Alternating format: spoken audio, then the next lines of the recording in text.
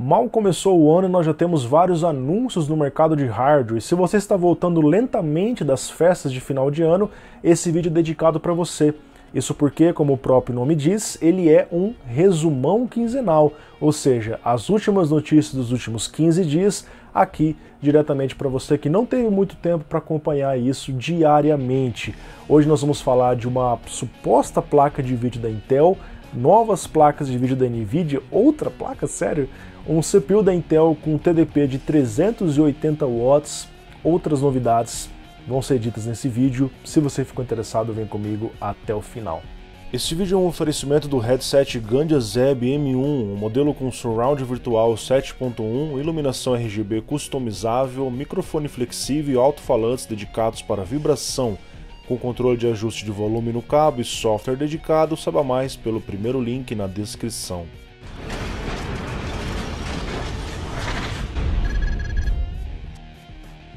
E como vocês já sabem, a CES 2020 começou e a essa altura já acabou, mas lá foram apresentados vários produtos que deverão chegar ao longo de 2020, ao longo dos próximos anos. E um deles que chamou muita atenção foi o primeiro monitor com taxa de atualização de 360 Hz do mundo.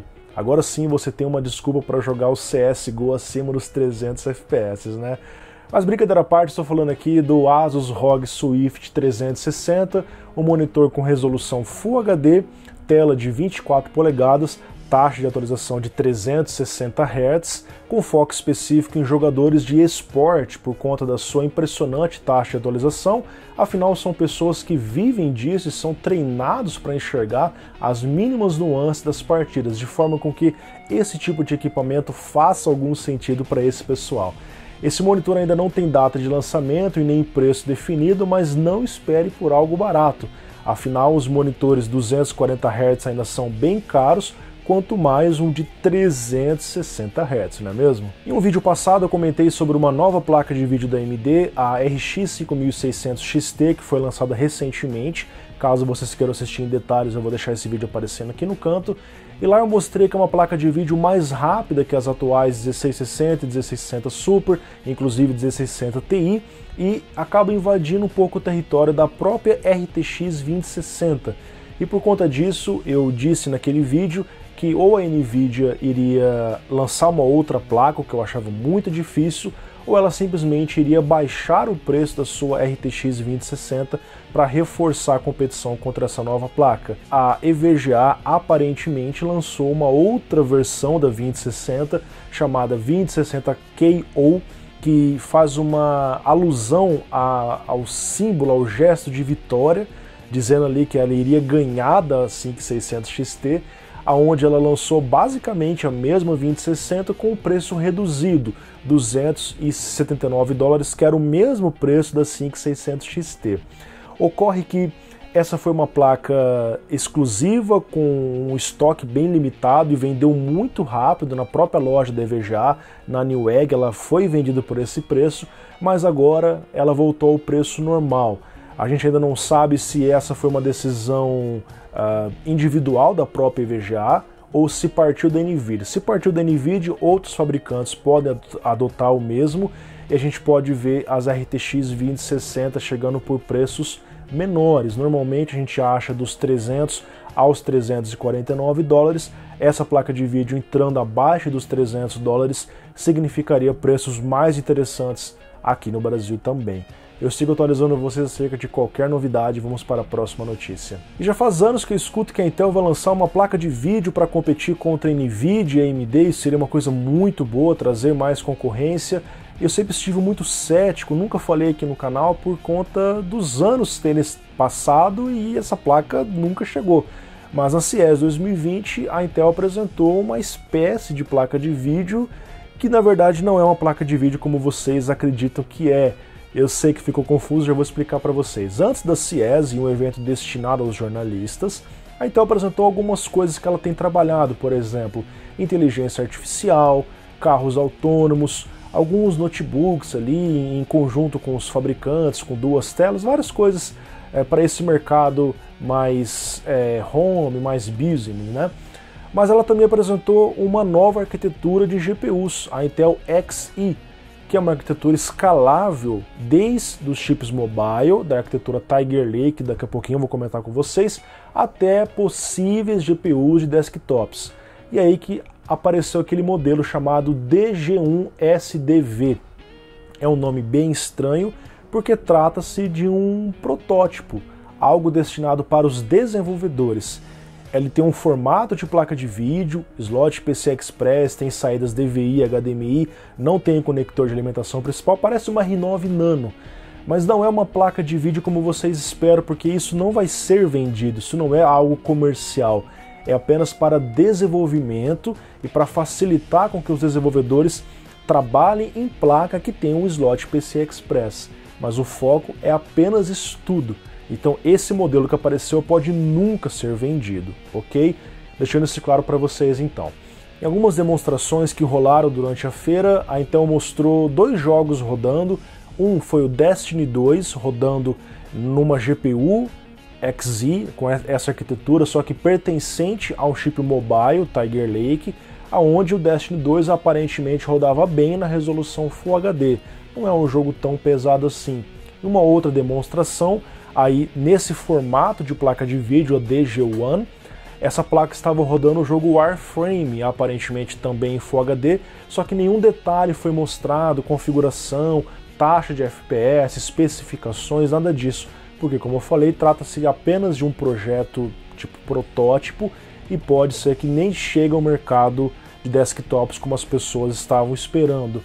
Considerando que a própria Intel disse que essa é uma placa de vídeo, essa arquitetura Xe oferece o dobro de performance em relação à Iris Plus geração 11, a gente espera uma placa que no máximo tenha performance de uma 1050 ou pouco abaixo disso. Então, placa no segmento high-end por enquanto não vai rolar, e se essa placa chegar, como a Intel ainda tem pouca experiência nesse tipo de trabalho, vai ser algo para brigar lá no low-end. Futuramente, talvez com a evolução, com o estudo dessa arquitetura, venham placas mais rápidas, mas por hora continua a briga entre Nvidia e AMD.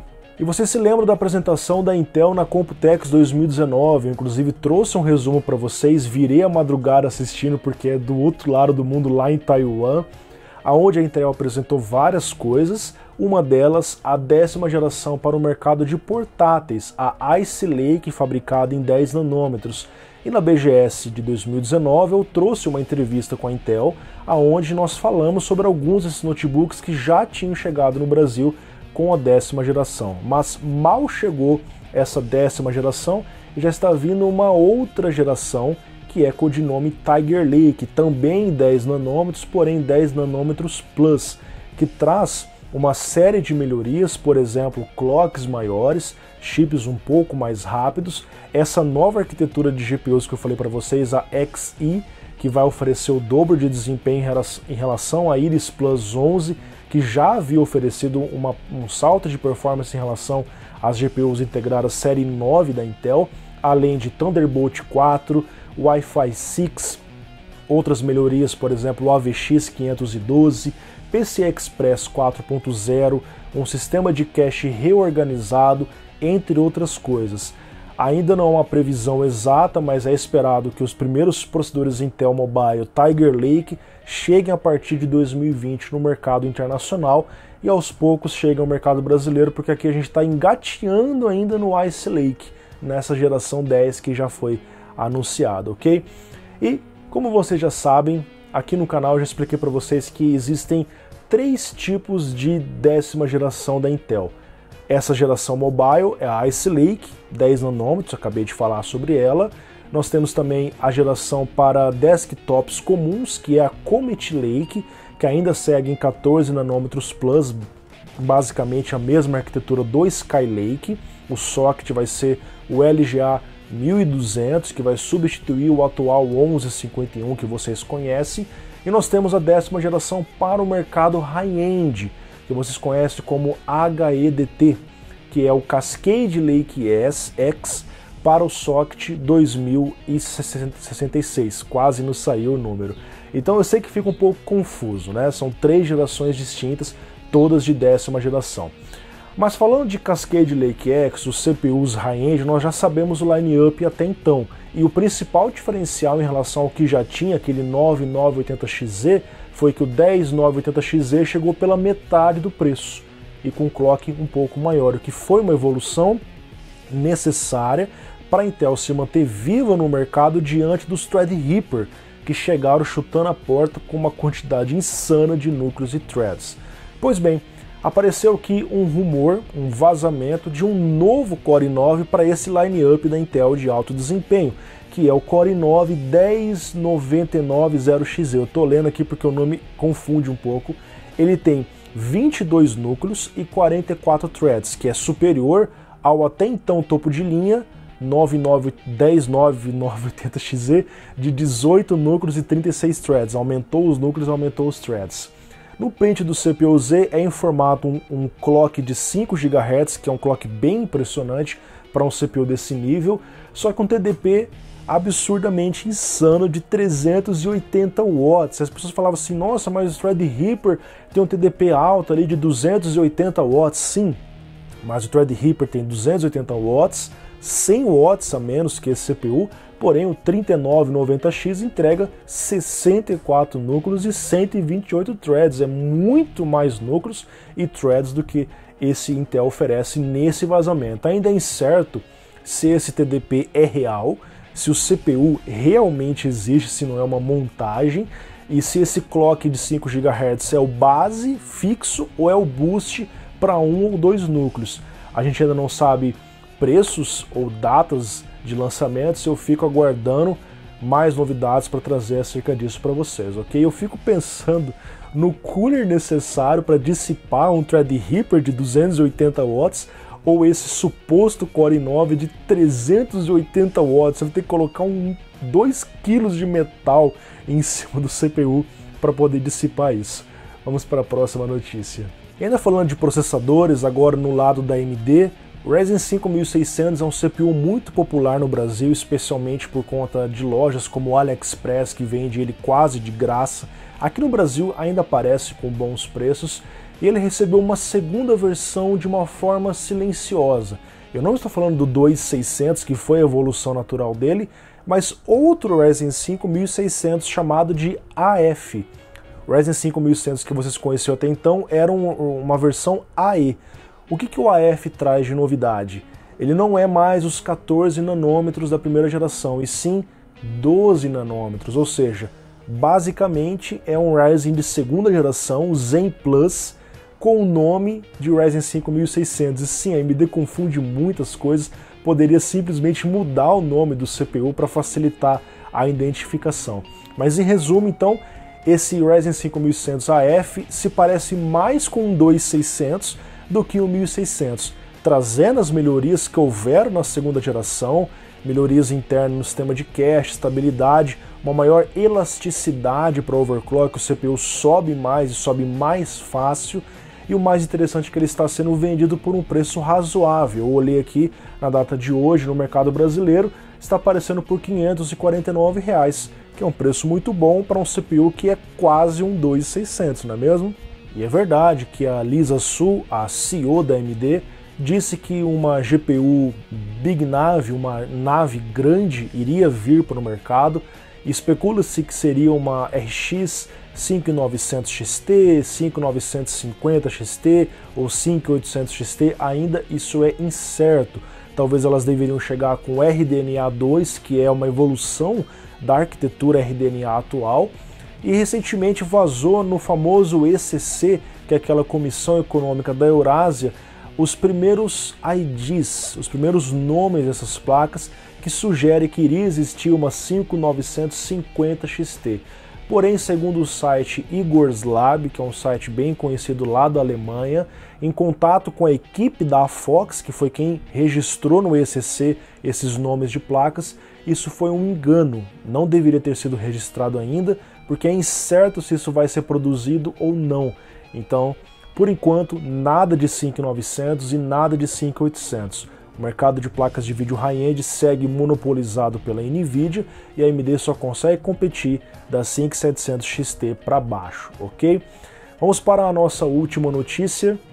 Já faz um tempo que as pessoas esperam por uma atualização da A320. Eu não digo atualização de BIOS, mas sim uma atualização da placa, porque a B350 recebeu uma B450, a X370 recebeu uma X470. Mas e a A320? A 320 parou lá desde 2017. Mas existem rumores e alguns testes vazados, informações vazadas de placas A520 e B550, que seriam placas ainda compatíveis com o socket M4, apenas para trazer uma atualização em relação às placas antigas, VRMs mais robustos, para suportar as novas demandas de chips que chegaram, por exemplo, na época que o A320 foi lançado, não existia o Ryzen 9. Então, o cara não consegue colocar hoje um Ryzen 9 porque uma placa 320 não tem um VRM capaz de aguentar isso. Essas novas placas, teoricamente, trariam um VRM melhor, mantendo o suporte para todos os Ryzen já existentes, não trariam o PCI Express 4.0, que é a novidade da X570, e sim apenas o PCI 3.0, para fins de economia, faz mais sentido isso realmente.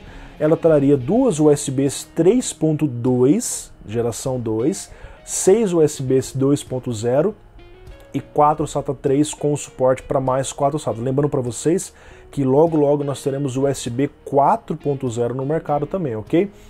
E basicamente é isso. A expectativa é que essas placas comecem a chegar a partir do segundo trimestre de 2020, ou seja, até junho nós devemos ter novas placas, que não necessariamente indicam que você tem que trocar a sua, mas vai ser uma nova opção caso você queira comprar.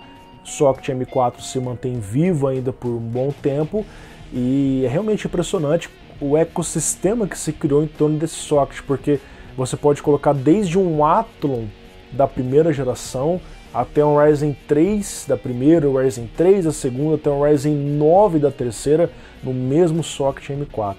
E os Ryzen 4000 que vão chegar agora em 2020 vão continuar no socket M4. Você vai ter uma grande possibilidade de upgrades. No ano que vem, 2021, deve chegar o Zen 4, o Ryzen 5000, aí sim vai trocar o socket, vai vir com DDR5 nas memórias, vai vir com PCI Express 5.0, segundo indicam os rumores, e aí vai ser uma nova arquitetura, uma nova geração que se inicia a partir dali. Pessoal, esse resumão já ficou muito longo, mas eu espero que vocês tenham gostado das notícias. Um grande abraço e até o próximo resumão. Tchau!